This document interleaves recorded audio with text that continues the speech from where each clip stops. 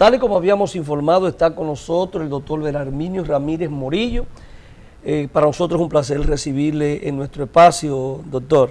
El placer es mío, Juan José, compartir contigo y con Luis Torres en un programa que, tomando en cuenta la estructura académica e intelectual de ustedes, es de alto nivel.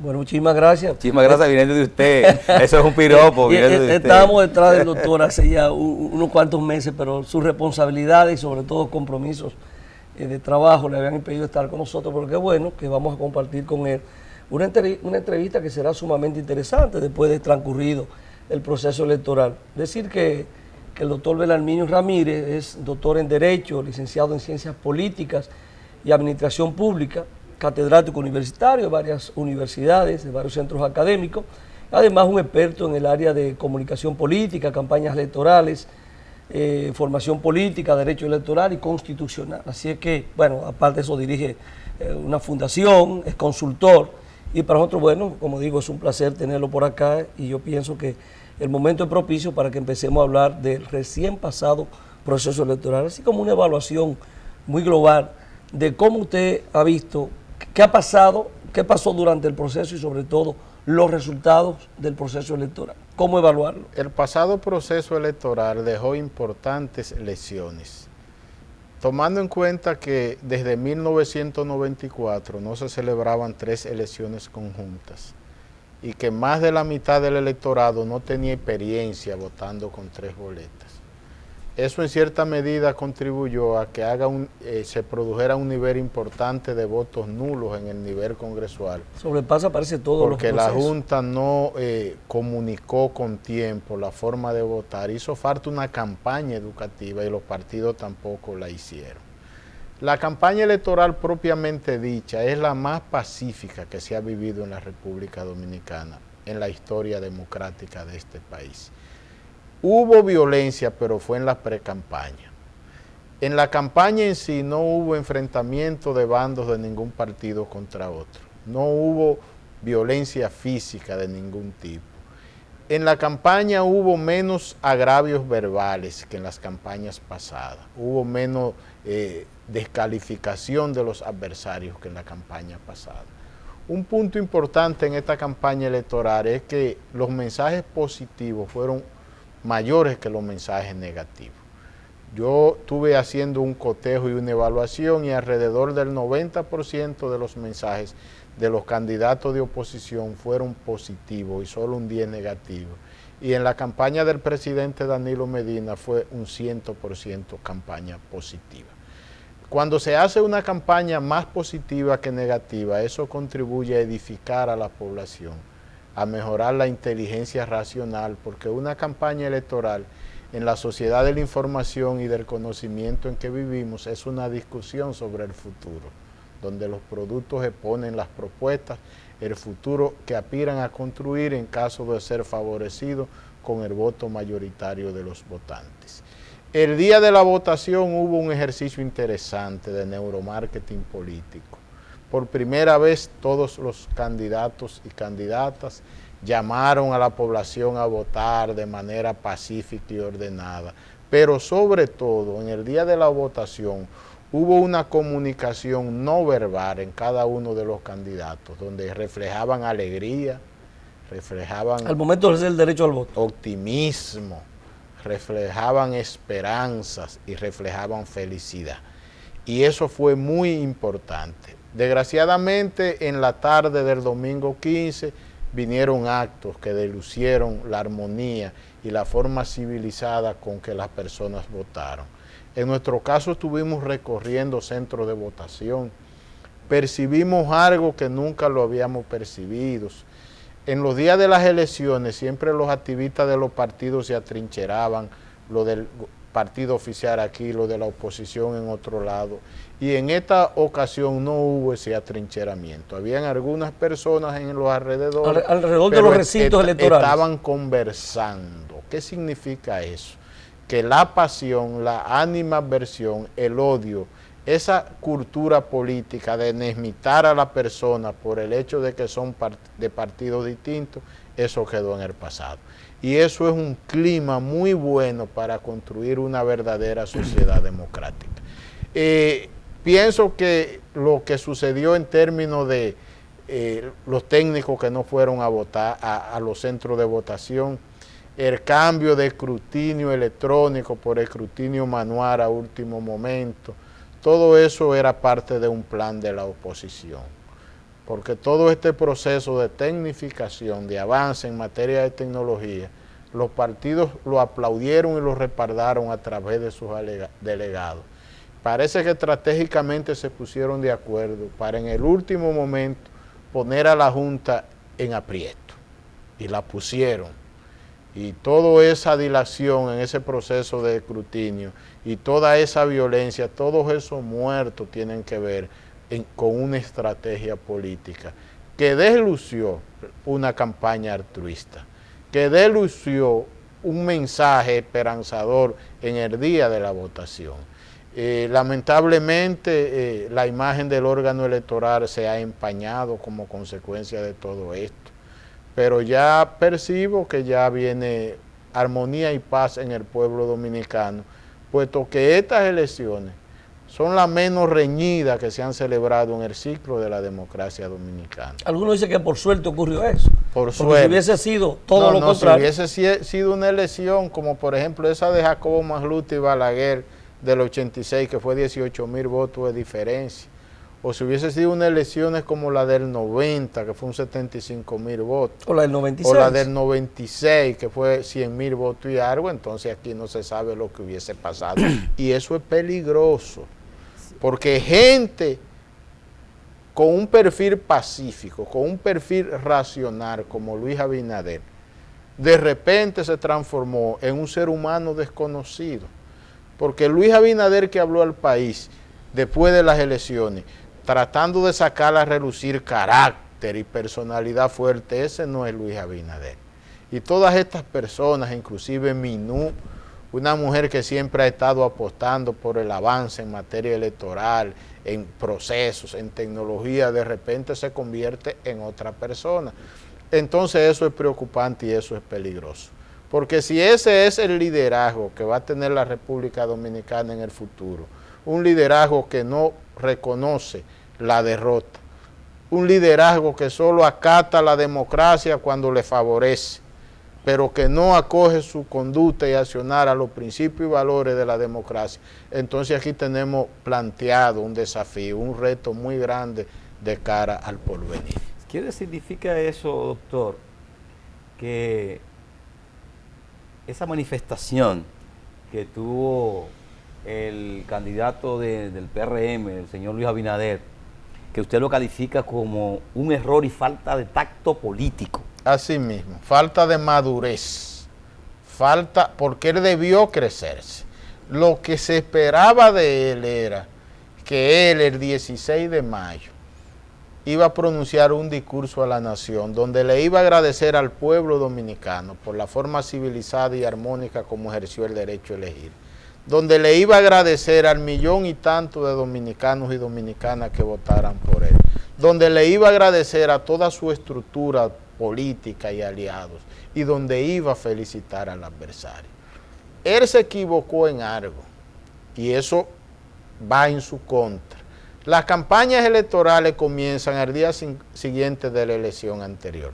Todo lo que sucedió del 16 de mayo para acá, ya eso va para las elecciones del 2020, porque es un proceso de construcción de imagen, de definición de perfil de liderazgo. Entonces, un empresario del turismo que sale a arengar caos y anarquía en un país, siendo empresario turístico, es la primera vez que se ve eso en un país del mundo. Usted fue muy fuerte con él porque le dijo, usted se dejó llevar de mentes cualenturientas y parecía como se dejó uno arrastrar, de esos bufones, se dejó arrastrar. Los bufones que aparecían en la universidad. A mí me dio pena, o sea, yo verlo, por ejemplo, cuando haciendo un recorrido, hablando frente a las juntas electorales, ya habiendo pasado las elecciones, fomentando actitudes calenturientas que devienen en caos y anarquía.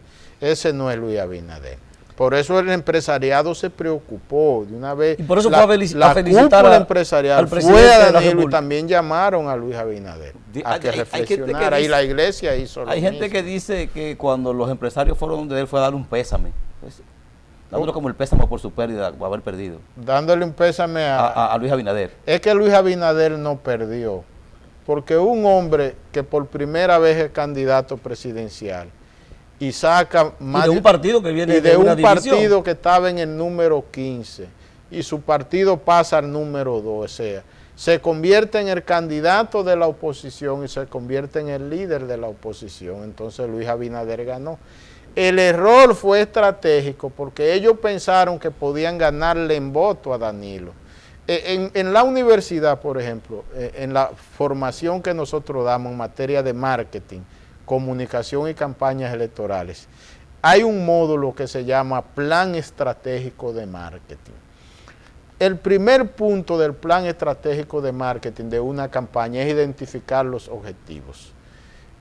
El objetivo puede ser ganar las elecciones si el estudio de mercado te dice que tú tienes posibilidades de ganar. En todas las encuestas serias, siempre Danilo duplicó a Luis Abinader y donde estuvo más cerca le llevaba 20 puntos. O sea, nunca Luis Abinader debió pensar que le podía ganar a Danilo. Pero uno piensa que lo pensó y en algún momento uno piensa que no se preparó para un discurso de un plan perdedor, estratégico de un de marketing no se maneja así. Te lo indica que porque no. Es que en una campaña se ganan muchas cosas. O sea, él no ganó las elecciones, pero él ganó preparación. Él ganó nivel de conocimiento.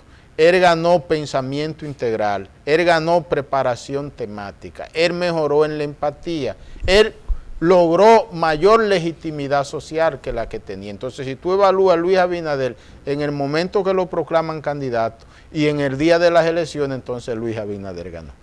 Si tú evalúas, por ejemplo, al PRD, que cuando pacta con el Partido de la Liberación Dominicana, las encuestas le daban 2 puntos.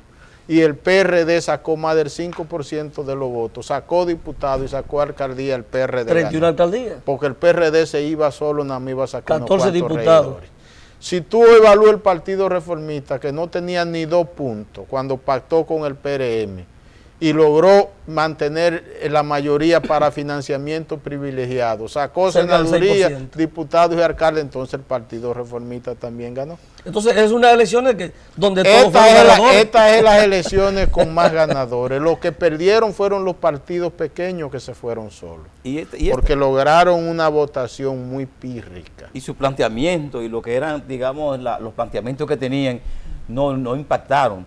Podríamos decirle, doctor, podríamos así de manera bien llana decir que estos partidos pequeños que en cierta manera estaban posicionados como partidos de la esperanza y ahora uno ver ligados a revolucionarios entre comillas y a reaccionarios entre comillas, eso como que retrasa esa esperanza. No, eso define un bloque para el 20.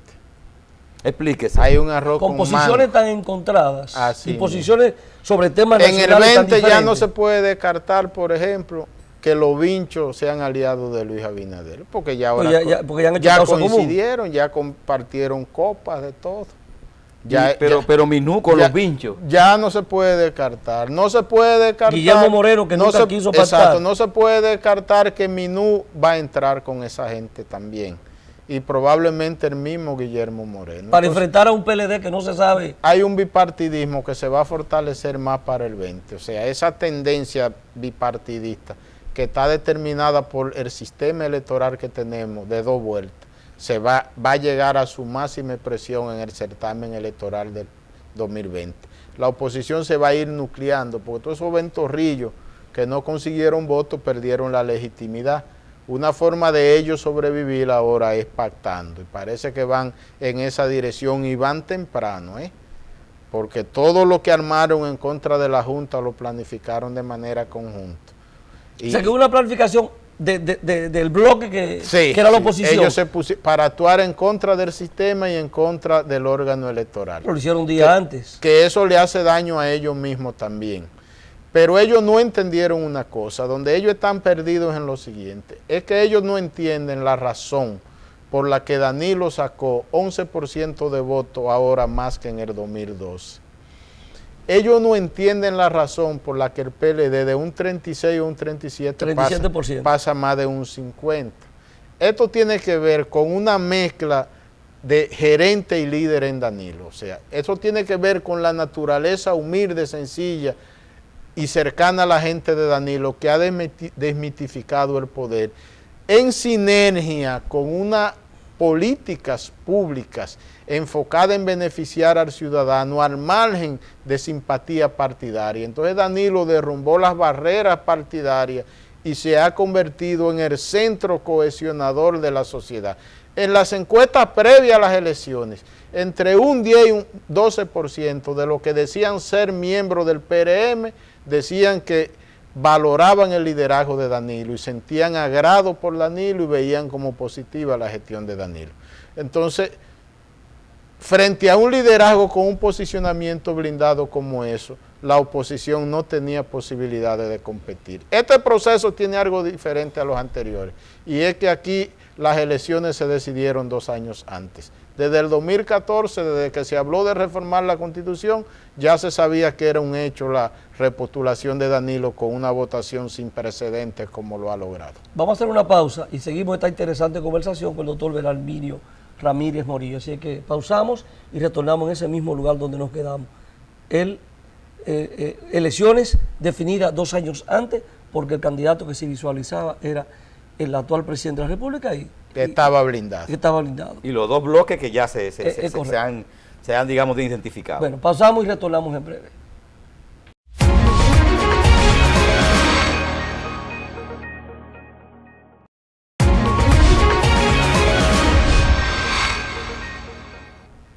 Continuamos conversando con el doctor Belarminio Ramírez y nos quedamos un poco en analizar la fortaleza de una candidatura que se definía 2 años antes del proceso. Esa fortaleza de la candidatura obedecía a una buena gestión de gobierno y a una naturaleza del liderazgo, las 2 cosas combinadas. Primero, Danilo desmitificó el poder.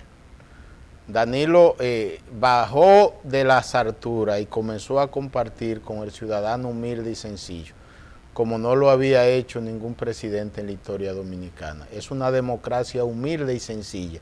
El primero que la tipificó teóricamente fue Juan Bosch en un discurso del 27 de febrero de 1963. Y ahora Danilo la ha puesto en práctica en una dimensión superior.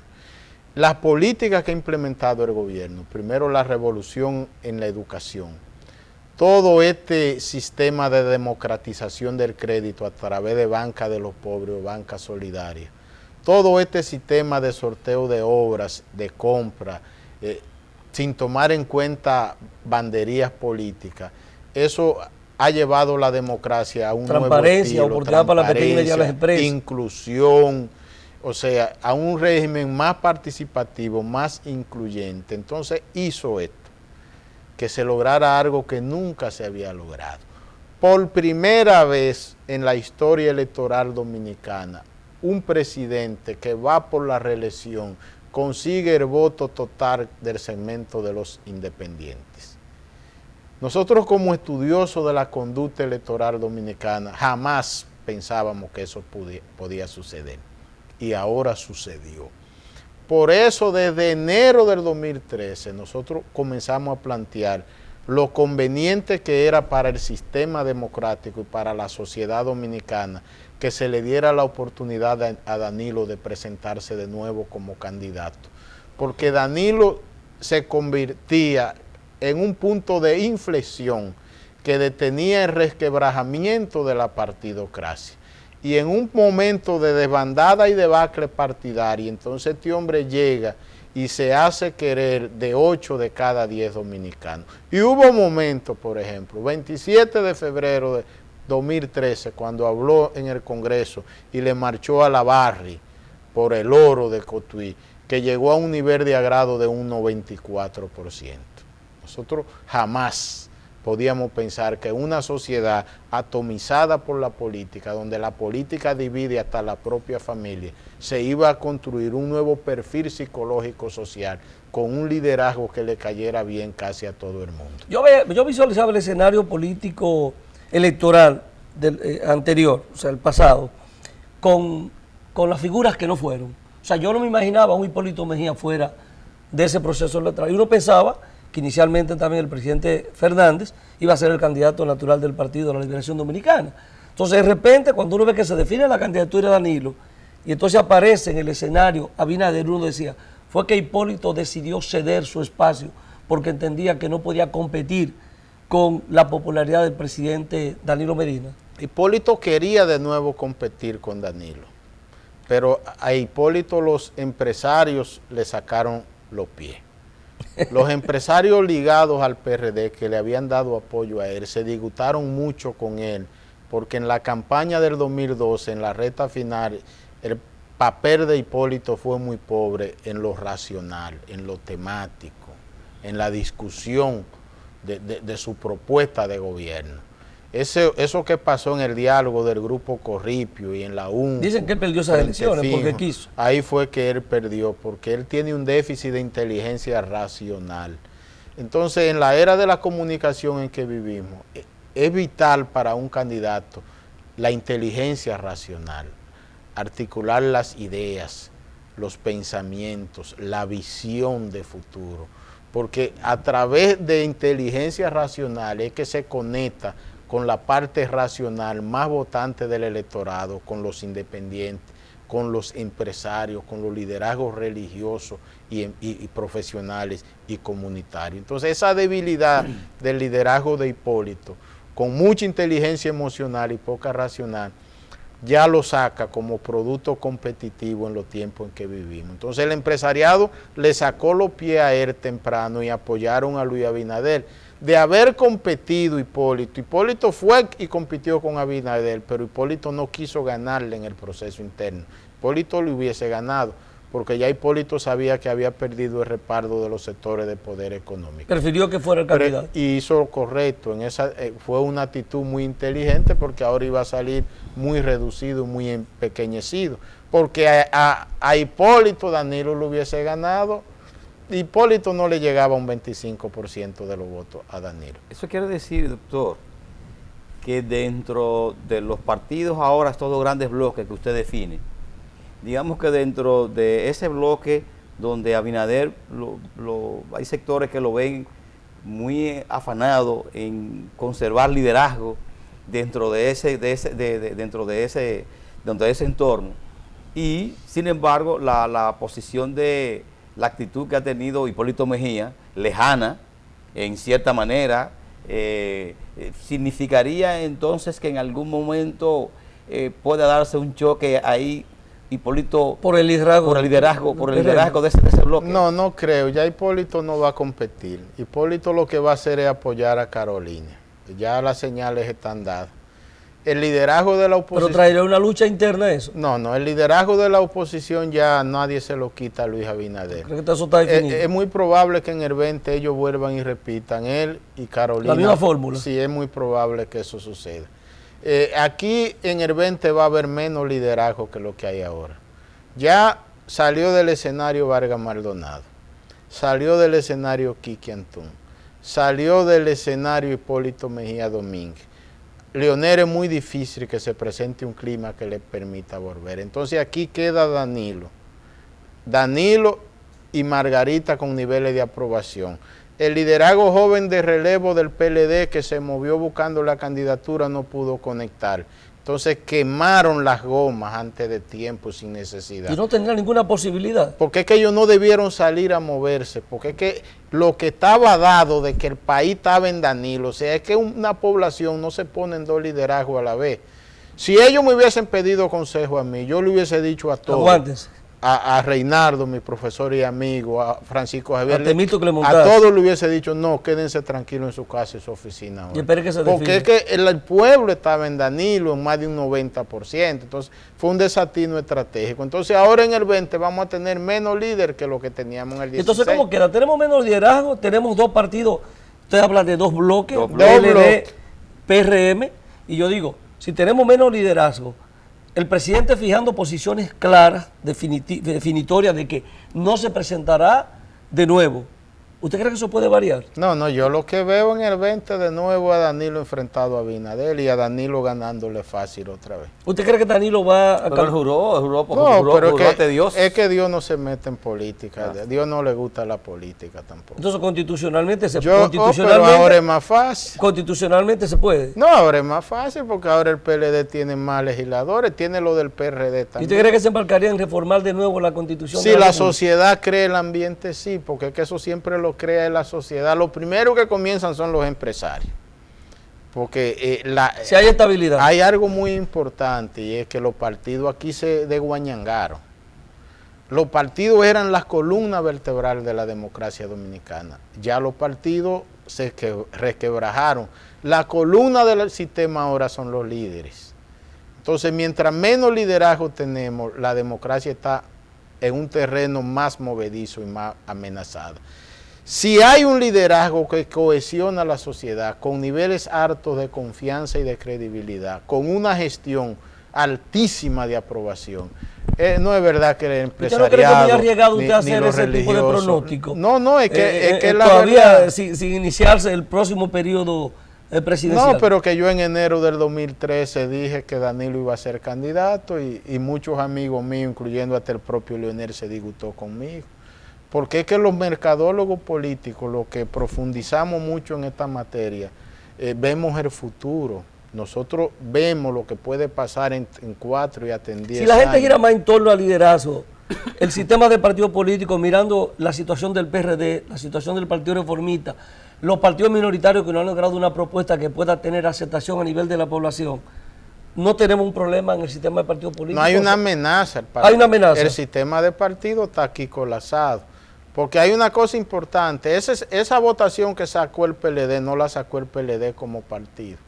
El 51%, no, el motivo del voto, ahora, cuando hacíamos los estudios de mercado, hay estudios de mercado donde se trata de saber cuál es el motivo del ciudadano que tiene de votar.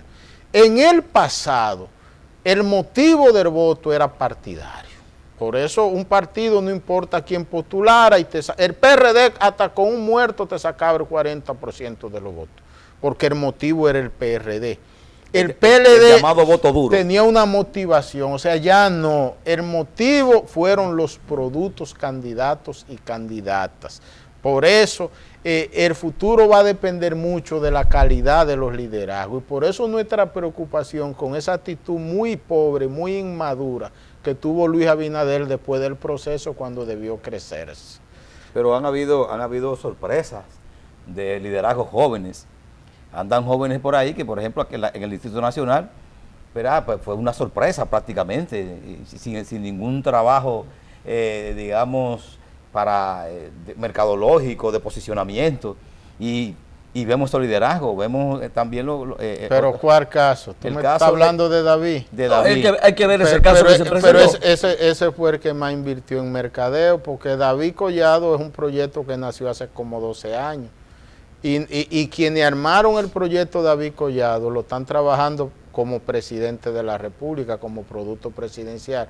Tú te pones a revisar los periódicos y te encuentras con lo siguiente. Cada año David Collado ha traído a este país a conferencistas internacionales que son costosos. Que el que menos cobra 1.200.000 pesos. ¿Dólares? Sí, salen más de $1 millón de pesos. Más de $1 millón de pesos. Vamos a poner que lo consideren. Y monta un escenario en un mall gratuito, donde van 4 y 5 mil personas. Entonces, todo eso era construyendo la etiqueta emprendedor. No se había invertido, en ningún otro ciclo de la historia dominicana, se había invertido tanto dinero en construir una marca como lo que invirtió el Grupo Vicini. ¿Y por qué tuvo resultados? En construir la marca emprendedor de David Collado. Porque Roberto Salcedo se desgastó, Roberto no debió ser candidato. Ya en el 2014, todas las encuestas que se hacían, Roberto salía en el piso. Domingo Contreras le ganaba fácil a Roberto el proceso interno. Y Domingo Contreras hubiese ganado fácil la alcaldía del PLD aquí ahora. Entonces, Roberto debió no participar en este proceso y haber salido por la puerta grande del ayuntamiento como el mejor alcalde de todos los tiempos, como histórico con 14 años. Y el único que ha logrado 3 victorias de manera consecutiva. Pienso que el error estuvo, el problema del PLD está en la jodida tendencia. Cuando se habló de reformar la Constitución para Danilo, nosotros planteamos que no debían pactar reforma para la repostulación del nivel congresual y municipal. Porque es que los liderados, exacto, tú castras la democracia, tú no das espacio para que participe, pero además tú tienes que evaluar a los legisladores y alcaldes, evaluar su desempeño para determinar si la sociedad lo quiere o no lo quiere. Si la sociedad no lo quiere, entonces ningún partido puede estrujárselo en la cara, como pasó por ejemplo con este muchacho de San Pedro, con José María Sosa. En todas las encuestas no tenía ni el 20% de los PLDistas y aún así lo ponen como candidato. Lo mismo de aquí de Roberto, ya el PLD, la base del PLD no estaba en Roberto porque Roberto nunca estuvo en la base del PLD. Esto es muy importante. Roberto ganó 3 veces, pero nunca Roberto empoderó al liderazgo del PLD en la gestión en la primera gestión, sí. Pero después le sacó la alfombra de manera definitiva. Roberto tiene un estilo de gerencia que es invisible. En todos los países del mundo, el liderazgo cerca de la gente es el alcalde. Tú lo encuentras en las iglesias, tú te lo encuentras en las escuelas. El más cercano. Tú te lo encuentras en las plazas comerciales, tú te lo encuentras en los torneos deportivos en los barrios. Tú vas a Nueva York, donde quieres, así en el mundo entero.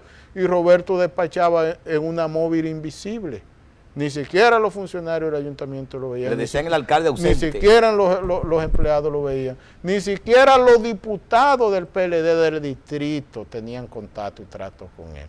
Entonces, él no empoderó al PLD en la gestión. Entonces, ahora cuando él volvió de nuevo... ¿Usted cree que no hubo traición ahí? Cuando él quiso que la estructura lo asumiera, ya la estructura estaba desencantada y desaccionada. Mire, importante la ley de partido y la reforma a la ley electoral para ¿usted cree que ya se está hablando de que esto... Urgente. El sistema democrático dominicano no soporta, un proceso más sin una norma de partido. Creo que se dé antes. La norma hay que aprobarla antes del 27 de febrero del año próximo. Bueno. Porque esa norma va a servir para escoger los procesos de escogencia de las direcciones de los partidos y luego de la candidatura, y eso hay que armarlo con tiempo. Y la reestructuración de la Junta Central Electoral también de cara a... Sí, ya eso viene. Habrá que hacer cambios importantes en todas las ¿Usted cree que la Junta cortes. terminó bien o terminó mal? Hizo un trabajo aceptable. Lamentablemente al final le dañaron su obra y su legado. ¿Usted cree que sería correcto que el discurso que digamos dio a todo el país creo que fue ayer, el miércoles, el jueves, que dio el jueves? ¿Usted cree que eso era correcto, que él hiciera ese discurso público? Sí, es correcto, porque además él está defendiendo lo que es la gestión de él, de su institución. Esta Junta ha sido reconocida en América como un órgano ejemplar, y nosotros inclusive que hemos sido docentes de la EFE, de la Escuela de la Junta, damos testimonio de esa obra extraordinaria. Yo pienso que no se le debió empañar el legado a la Junta Central Electoral. Eso fue algo muy inmaduro y hasta muy imprudente sistémicamente. Eso fue un acto de miseria humana. Bueno, doctor, hemos llegado al final de nuestra entrevista. Yo creo que una conversación muy interesante, así que agradecemos que usted haya sacado su tiempo para conversar con nosotros. Yo encantado con esta entrevista. Con este filete de entrevista. Una evaluación muy ponderada, muy certera sobre el proceso electoral. Bueno, yo le doy las gracias a ustedes y estoy presto a otro programa. Pues yo entonces le vamos a dejar a usted en reserva ahí porque lo necesitamos que venga por acá de nuevo. Con mucho gusto, Así para mí es un placer. Bueno, el placer es nuestro. Señores, hemos llegado a esta entrevista final con el doctor Belarminio Ramírez Morillo, quien se compromete a venir con nosotros para seguir debatiendo estos temas que son muy interesantes. Este es un país bastante politizado y las elecciones terminaron, pero ya se empieza a hablar. No, ya la otra comenzó, la campaña de la otra. Buenas noches.